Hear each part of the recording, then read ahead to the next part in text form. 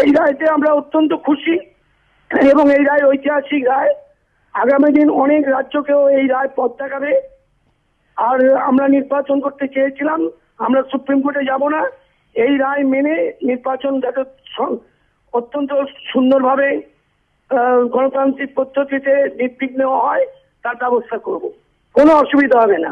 হ্যাঁ, 3 পর্বে নির্বাচন হবে এবং আমাদের আইনটা 42-43 ইনট্যাক্ট থাকবে, 15 জুলাইয়ের মধ্যে হবে এবং ওরা যে সেন্ট্রাল ফোর্স আনতে চেয়েছিল সেটা বাতিল হবে। হ্যাঁ, কাজে সব মিলিয়ে আমরা অত্যন্ত খুশি।